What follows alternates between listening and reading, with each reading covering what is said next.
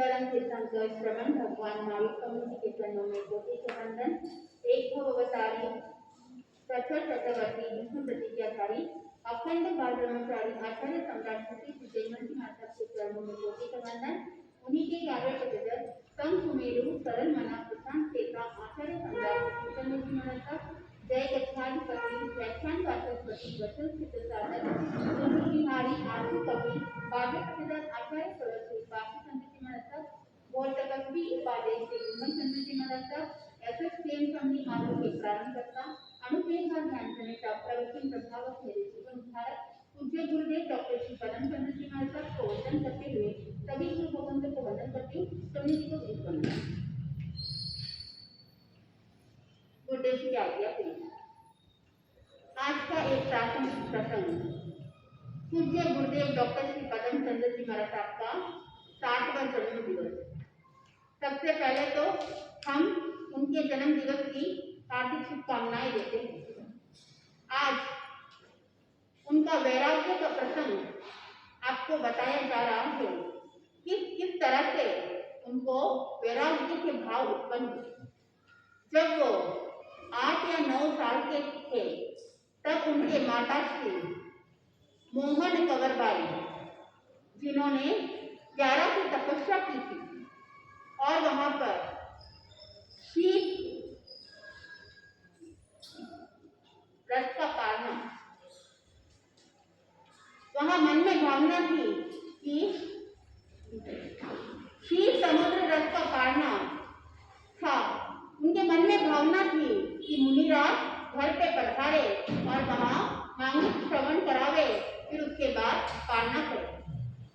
बालक पदम चंद्र के पिताजी मिश्री मल जी ने उनको कहा कि तुम जाओ और मुनिराज को बुलाकर लेके आओ।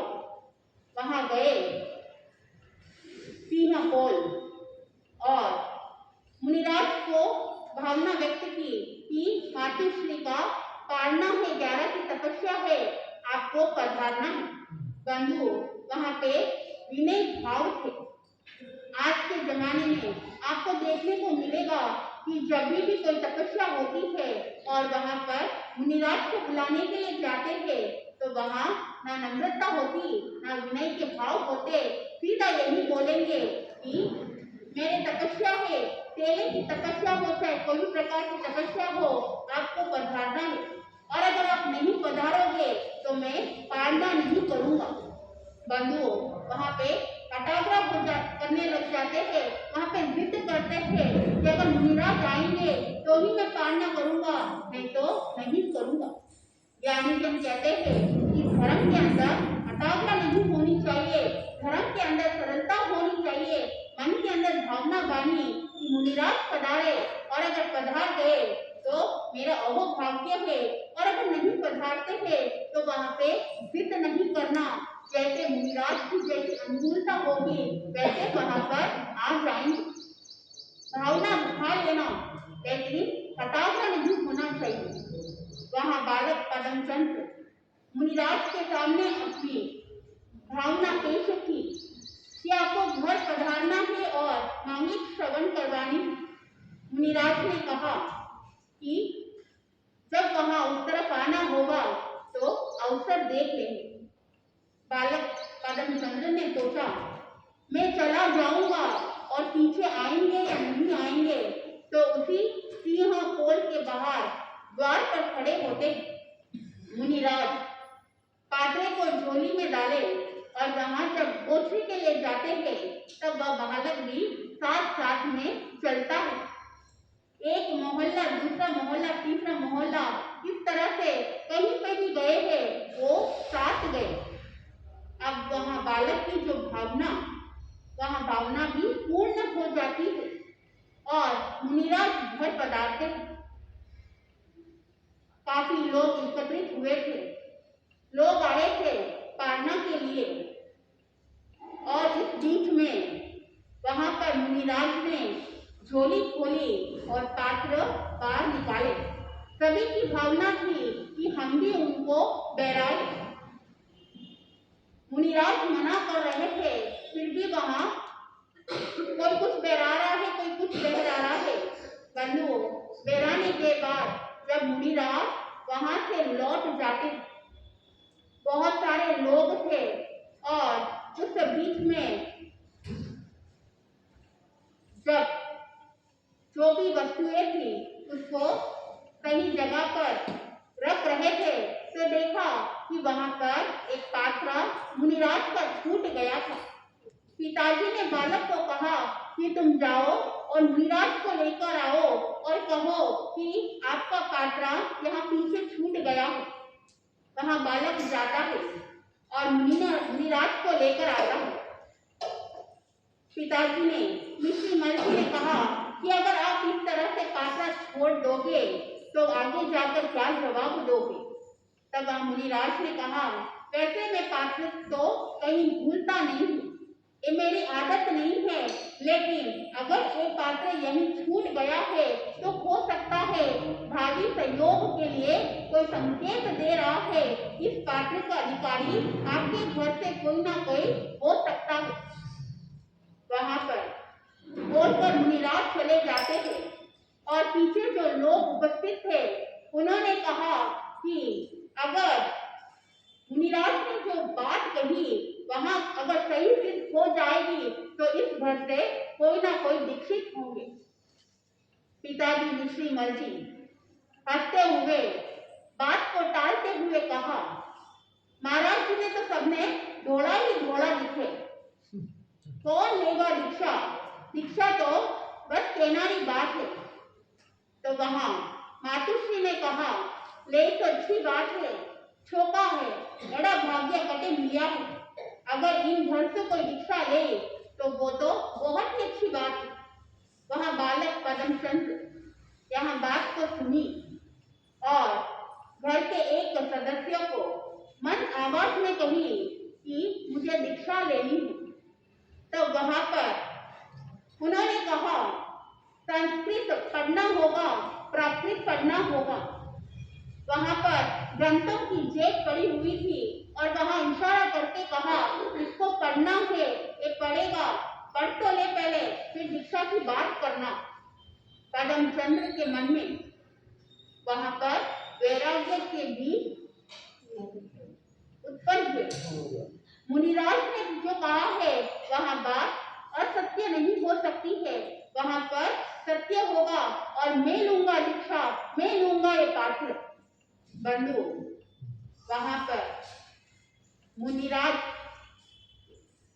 बालक पद्मचंद्र समय समय पर जहां पे भी मुनिराज होते वहां पर अपने साथियों को लेकर दर्शन, प्रवचन, वंदन करने का लाभ वहां लेते। बंधुओं, सन 1986 के अंदर आचार्य श्री जीत महर्षि मराठा आदि थाना 7 जब महिला बाग में सुताचार्य चौथ भवन में विराजमान थे, वहां चातुर्मास चल रहा था। बालक पद्मचंद्र के मन में वो वैराग्य की भावना थी, लेकिन कहा जाता है कि अगर कोई दीक्षा लेना चाहता है तो परिवार वाले क्या करते थे, रोक देते हैं उस मोहनीय मोह के कारण से, और वह मोहनीय परम उदय में रहता है तब वहां पर आज्ञा प्राप्त नहीं होती है। बालक पद्मचंद्र के साथ में ही वैसा ही हुआ। मन के अंदर तो वैराग्य की भावना थी, लेकिन आज्ञा नहीं मिल रही थी। कभी वो अपने माता जी को, कभी वो पिताजी को, कभी भाई को अपने भाव व्यक्त करते थे, लेकिन वहां पर अनदेखा कर देते, कोई भी उनकी बात को नहीं लेते, सीरियसली उनकी कोई बात को लेते नहीं थे, मजाक मजाक में टाल देते थे। लेकिन मन के अंदर बालक पद्मचंद्र के मन में वो वैराग्य का रस इतना अधिक था, सब कुछ कार्य करते हुए भी वहां पर अपने आप में निर्लिप्त थे। बंधु, उस चातुर्मास के काल में नूतन मुनि मराठा का जब देवलोक गमन हुआ, उस समय उस दृश्य को देखकर जब सुना तब मन के अंदर वैराग्य की भावना और अधिक हो गई कि मुझे तो संयम लेना ही है। एक काल का क्या तमाशा है, इतने अल्प आयु में उन्होंने काल कर लिया तो इस जीवन का कोई भरोसा ही नहीं।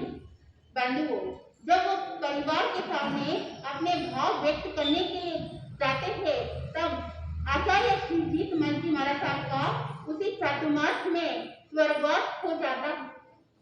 अब करे तो क्या करे, लेकिन उनका जो सांसारिक कार्य था वैसे ही निरंतर चल रहा था।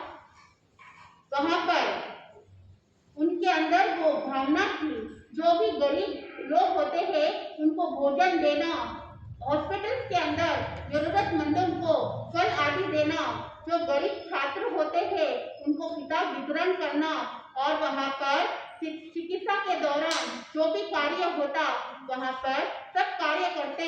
वहां पर उनका वो पुरुषार्थ, उनका साथी गण को लेकर वो सब काम करते थे। बंधुओं, उनका पुरुषार्थ वैसे ही चलता गया, वो प्रयास नहीं छोड़े। सब कुछ करते हुए भी उनका प्रयास था कि मुझे जल्द से जल्द दीक्षा अंगीकार करना है। जब भगवत की कोटि में आचार्य श्री लाल चंद्र जी महाराज साहब विराजमान थे, वहां पर दर्शन के लिए जाया करते थे। अक्षय तृतीया पारना शुभ अवसर, इस दिन श्रेयांश कुमार ने आदिनाथ भगवान को गन्ने का रस का पारना करवाया। बंधुओं, वहां पर एक कार्य संपन्न होने के बाद पदम चंद्र ने भी इसमें सहयोग दिया था, और सब काम कंप्लीट होने के बाद आचार्य श्री लाल चंद्र जी महाराज साहब ने बालक पदम चंद्र को कहा कि अब क्या विचार है, इतना देर क्यों कर रहे हो। तब वहां कहते हैं कि अब देरी नहीं होगी गुरुदेव, जैसे ही वो कहे, और वो वहां से मंगल श्रवण करके लौट जाते। पीछे समाचार आ जाते थे कि आचार्य श्री लाल चंद्र जी महाराज साहब का अभी सेहत ठीक नहीं है, अब वो बहुत ज्यादा सीरियस है, और उनको संधारा कक्षा देते हैं। बंधुओं, वहां बालक लौट आता है, तब तक वहां पर 2 घंटे के अंदर उनके संधारा सीज जाता। बालक पद्मचंद्र के मन में वो शरीर को देखकर मन में विचार आया कि गुरुदेव ने कहा था इतना देर क्यों। मैंने बोला भी था अब देरी नहीं होगी, मेरी दीक्षा मंत्र दिलाना चाहते थे, लेकिन मैं नहीं ले पाया, मुझसे गलती हो गई है। वो चाहते थे कि मेरा केश लूंछन वो देखे, मेरा वेश परिवर्तन वो देखे। बंधुओं, अंतिम संस्कार की जो क्रिया चल रही थी वो वहीं रह जाते हैं, और वहां पर मन के अंदर बहुत सारी भावना आती है, बहुत सारे विचार आते हैं कि मैंने देरी क्यों कर दी। अब उनके पार्थिव शरीर को वहां से महिला बाग ले जाते हैं। वहां पर बालक पदम चंद्र भी जाता है, और उस शरीर को देखकर मन के अंदर बहुत दुख होता है कि मैंने बहुत देर कर दी, मुझे देर नहीं करनी चाहिए थी। सब क्रिया कंप्लीट होने के बाद महिला बाग के अंदर आचार्य सम्राट श्री चंद्र जी महाराज साहब और वर्तमान के अंदर आचार्य प्रवचन श्री काशी चंद्र जी महाराज साहब का प्रवचन चल रहा था। श्रोतागण उपस्थित थे, वहां पर बहुत लोग आए हुए थे। बालक पदम चंद्र ने अब मनोबल दृढ़ बना लिया और सबके सामने कह दिया कि मुझे 25 जून 1988 को दीक्षा लेना है। बंधु, इतना दृढ़ मनोबली भरी सभा के अंदर खड़े होकर उन्होंने स्वयं ने घोषित किया, और उसी समय टीवी 24 के प्रत्येक ज्ञान ग्रहण करिए, तेले की तपस्या, और ये भी कह दिया अगर परिवार वालों की अनुमति नहीं मिलेगी तो मैं इसको आगे बढ़ाऊंगा। बंधु, परिवार वालों ने देखा इनका संकल्प बहुत मजबूत है। उन्होंने कह दिया अगर परिवार वाले आज्ञा नहीं देंगे तो मैं श्री संघ की आज्ञा से मैं दीक्षा लूंगा। परिवार वालों ने देख लिया इनका संकल्प बहुत मजबूत है, ये रुकने वाले नहीं है। आखिर में कांकरिया परिवार को झुकना पड़ा, और बंधुओं वहां 25 जून 1988 को वहां दीक्षा अंगीकार कर लेते। दीक्षा लेने के बाद प्रथम प्रवचन आत्मविश्वास के साथ में जैन सिद्धांतों के ऊपर, जैन दर्शन के ऊपर उन्होंने जो प्रवचन दी उस प्रवचन को सुनकर श्रोतागण बहुत खुश हो जाते हैं और वह कह देते हैं कि जय गज के अंदर प्रभावशाली संत बनेंगे। बंधुओं, आज उनका जन्म दिवस है। वह स्वयं इतने प्रभावशाली है, उनका मनोबल इतना स्ट्रांग है, वो व्यक्तित्व के धनी है। उनका उपकार मेरे जिंदगी के ऊपर, उन्हीं की कृपा से आज मैं भी यहाँ हूँ। बंधुओं, उन्होंने कई जनों को उद्धार किया है, चाहे वहाँ पर जैन हो या नॉन जैन हो। सभी जो दुखी व्यक्ति होते हैं उनकी पीड़ा को दूर करते हैं। इस तरह से महापुरुषों का जन्म दिवस मनाया जाता है ताकि उनके गुण है वो गुण क्या हुए, हम भी ग्रहण करें। तो आप भी इनके जन्म दिवस के उपलक्ष्य में ज्यादा से ज्यादा त्याग व्रत प्रत्याख्यान ग्रहण करेंगे तो आपके आत्मा को आनंद की अनुभूति होगी। मैं अपने शब्दों को यहीं पे विराम देती हूँ।